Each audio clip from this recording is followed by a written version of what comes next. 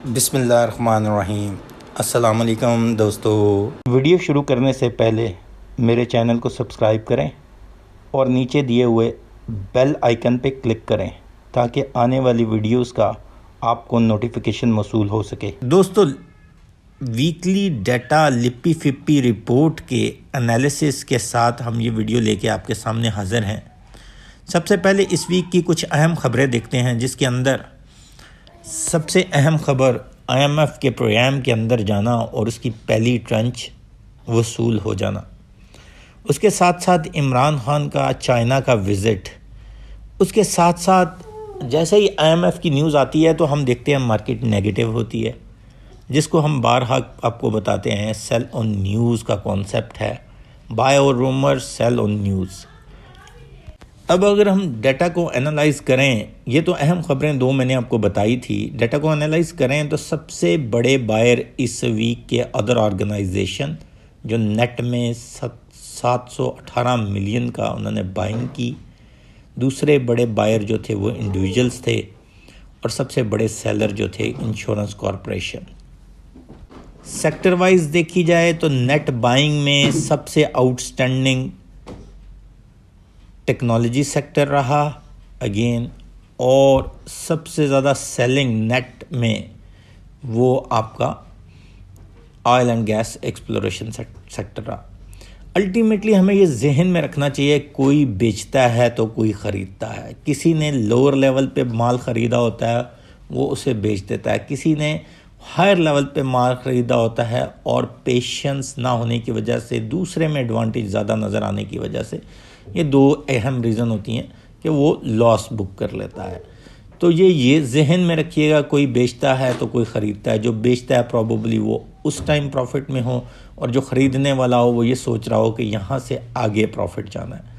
याद रखिएगा, जब ट्रेन स्टेशन छोड़ जाती है तो फिर उसके ऊपर बैठने का कोई मज़ा नहीं होता।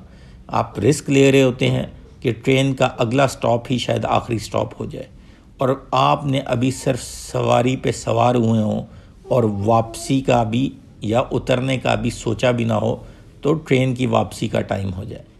तो ये जहन में रखिएगा, जिस स्क्रिप्ट में भी बाइंग करें लो रेट पे करें। कोई स्क्रिप्ट हाथ से निकल जाता है, डोंट गो बिहाइंड दैट। चंद पैसों, चंद रुपयों और बड़े स्क्रिप्ट की हिसाब से उसमें पोजीशन ना लें। मार्केट मोमेंटम को देख के पोजीशन लें, क्योंकि पैसा आपका अपना है, इसे अच्छे तरीके से लगाएं।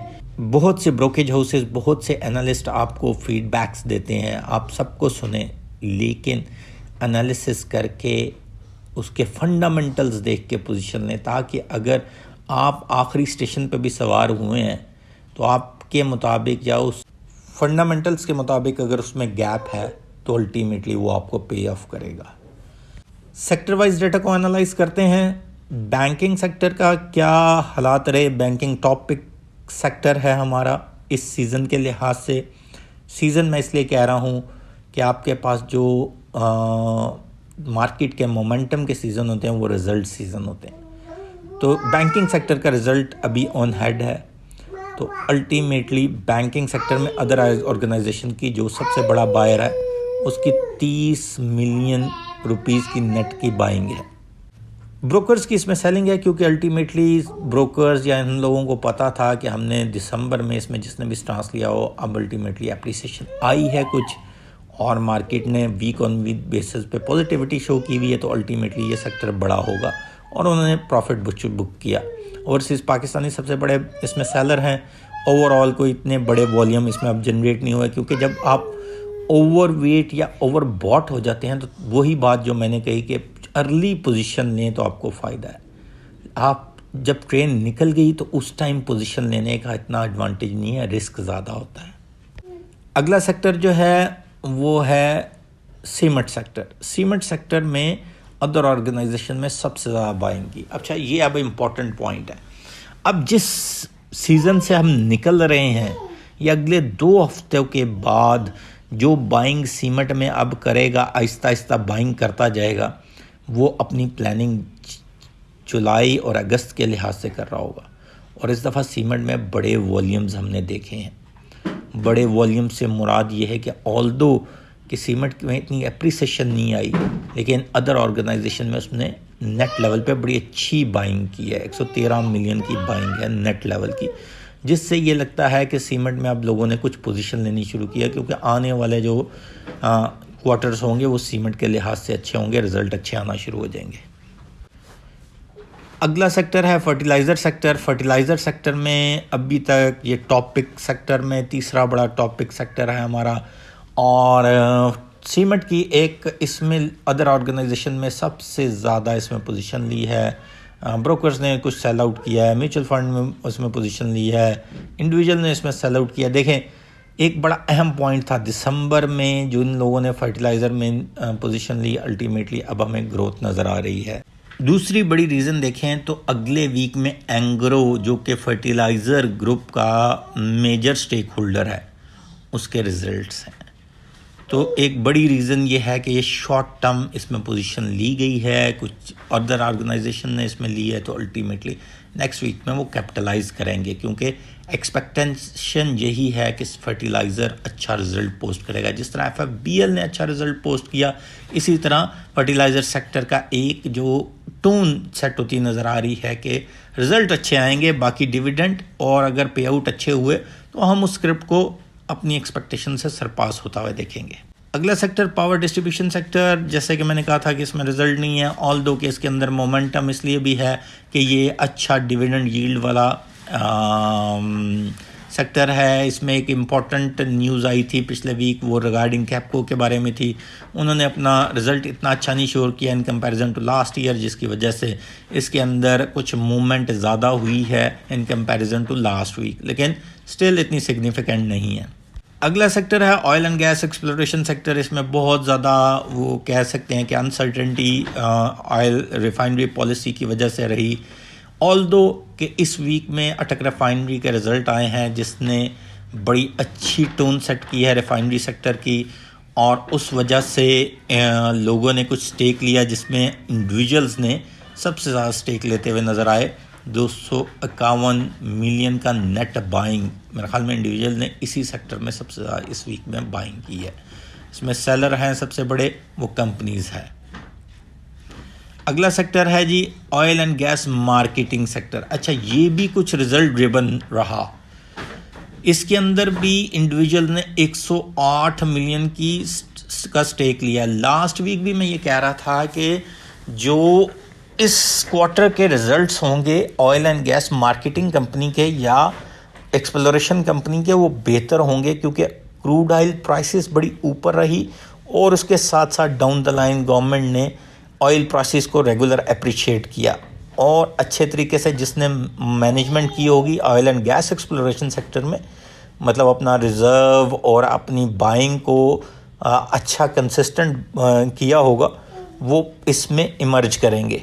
और इन केस ऑफ मार्केटिंग, उनको तो जैसे ही ऑयल प्राइस बढ़ती है तो उनका मार्जिन बढ़ जाता है, जिससे एडवांटेज ये हो जाता है कि उसके प्रॉफिटेबिलिटी अच्छी आती है, जिसका पहला एविडेंस हमें अटक पेट्रोलियम से मिला, और अटक पेट्रोलियम ने जो रिज़ल्ट शो किए वो आउटस्टैंडिंग थे। इसी की वजह से डाउन द लाइन अगर हम देखें, शेल में दूसरा अपर लॉक लग गया, और शेल में अभी भी गुंजाइश है, क्योंकि शेल बहुत लोअर लेवल पे आया हुआ था, 120 पे आया हुआ था, इस वक्त 140 पे है। प्रॉबली नेक्स्ट वीक भी oil and gas marketing sector के लिए अच्छा होगा। इसके अंदर भी ब्रोकर की बड़ी अच्छी बाइंग है, ये जहन में रखिएगा। ब्रोकर में इसने स्टांस लिया, लास्ट वीक भी मैंने यही कहा था, ब्रोकर इसमें पॉजिटिव खड़े थे, उससे पिछले वीक भी ब्रोकर इसमें पॉजिटिव खड़े थे। अगला सेक्टर है technology sector, the hot favourite sector for us. Technology sector without P driven sector है, एक ऐसा सेक्टर है जो बहुत सी एक्सपेक्टेशन सरपास करता है। इसके अंदर कुछ ब्लॉकेज या स्टॉपेज सा लगा हुआ है कुछ कंपनियों को, जिस तरह एवेंसियन हो गया, आपका ऑक्टोपस हो गया, ये कंपनियां। इसी तरह ख़ुसूसन सिस्टम लिमिटेड में कुछ सेल आउट हुआ है, जो 735 पे ये दोबारा हम देख रहे हैं इसका ट्रेड कर रहा है। सिस्टम लिमिटेड जैसे ही थोड़ा सा मूव करेगा ऊपर, तो अल्टीमेटली हम देखेंगे ये 800 से ऊपर आसानी से मेंटेन करेगा। Just to remind you guys, मैंने इसके बारे में वीडियो आज काफ़ी दिन पहले बनाई थी, 2-3 वीक्स पहले, और उससे पहले मैंने अपने ग्रुप में बहुत दफ़ा कहा कि सिस्टम लिमिटेड 1000 रुपये की प्राइस का शेयर है। AKD की जो नई इसके बारे में उन्होंने अपनी रिसर्च की है और इसके बारे में फेयर वैल्यू बताई है, टारगेट प्राइस दी है, वो 1023 रुपये बताई है। इसके साथ साथ मैंने उसमें अपनी वीडियो में बहुत डिटेल शेयर की कि ये बोनस किस लेवल का देने जा रहे हैं और राइट शेयर भी दे सकते हैं। मैंने उसकी बारे में तमाम इन्फॉर्मेशन शेयर की हुई है।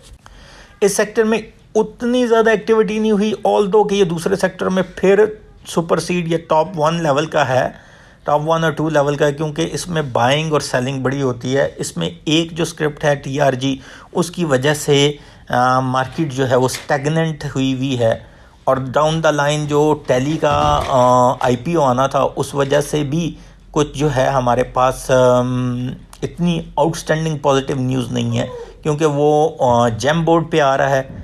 जेम बोर्ड पे तमाम इन्वेस्टर इन्वॉल्व नहीं होते। इसमें टॉप सेलर इंडिविजुअल था, लोग पैनिक होके TRG में सेल आउट कर रहे हैं। TRG में सेल आउट नहीं करना चाहिए, होल्ड अप करना चाहिए जिनकी अगर बाइंग 100 से प्लस की है, क्योंकि देखें इस वक्त जो प्राइस TRG की चल रही है वो यहाँ सस्टेन करेगी कुछ देर और उसके बाद ये चलेगा। अब राइट अवे ये नहीं चलेगा, क्योंकि TRG जिस अब मैनेजमेंट के पास गया है वो इसे स्टेबिलिटी देंगे और वो उनके स्ट्रॉन्ग हैंड है। वो लेटर ऑन देखेंगे आप TRG में मल्टीप्लायर फैक्टर अच्छा लगता नज़र आएगा। लेकिन ये नहीं है कि ये कभी ऊपर चला गया अचानक और कभी नीचे चला गया। अकॉर्डिंग टू देयर EPS इतनी हाई फेयर वैल्यू भी नहीं बनती जितनी इस वक्त TRG की चल रही है। इसमें पोजीशन लेना कभी भी रिकमेंड हमारी तरफ से नहीं हुआ। हमने ग्रुप में भी बहुत दफ़ा कहा कि TRG EPS वाइज और प्राइस वाइज मैच ही नहीं करता। अगला सेक्टर फूड सेक्टर है। फूड सेक्टर में अगर हम देखें तो ब्रोकर्स ने हैवी सेलिंग की हुई है, काफ़ी सेलिंग की है। मतलब हैवी सेलिंग से मुराद अगर हम in comparison to other sector देखें तो इसमें इतना ज़्यादा काम नहीं होता, क्योंकि दिसंबर के सीज़न में उसकी सबसे बड़ी रीज़न वही है कि रिज़ल्ट सीज़न नहीं होता ये इनका। अगला सेक्टर टेक्सटाइल सेक्टर है। टेक्सटाइल सेक्टर के अंदर कुछ पॉजिटिव न्यूज़ है रिगार्डिंग एक्सपोर्ट, और अगर हम देखें म्यूचुअल फंड की हैवी सेलिंग है, इंडिविजुअल्स की बाइंग है। डाउन द लाइन हमारे पास ब्रोकर प्रॉपराइटरी की इसमें बाइंग है, लेकिन बड़ी थोड़े लेवल की नेट लेवल की जो बाइंग है, और इसके अलावा बैंक सी सेलिंग है। अगला आखिरी और इम्पॉर्टेंट सेक्टर पिछले कुछ वीक से बहुत ज़्यादा लीड करता हुआ नज़र आ रहा था, वो था अदर सेक्टर। अदर सेक्टर में हम जिन स्क्रिप्ट्स को गिनते थे उसमें स्टील था, उसमें फार्मास्यूटिकल था और उसमें ऑटो सेक्टर था। अब स्टील सेक्टर के चंद एक कंपनियों के रिजल्ट आए जिसमें इंटरनेशनल इंडस्ट्रीज और ISL का, इन दोनों ने बिलो एक्सपेक्टेशन परफॉर्म किया। जब बिलो एक्सपेक्टेशन परफॉर्म किया तो इस वीक में 80 to 90% स्टील की जो कंपनीज हैं उनमें सेल आउट देखा, उनकी प्राइस गिरी।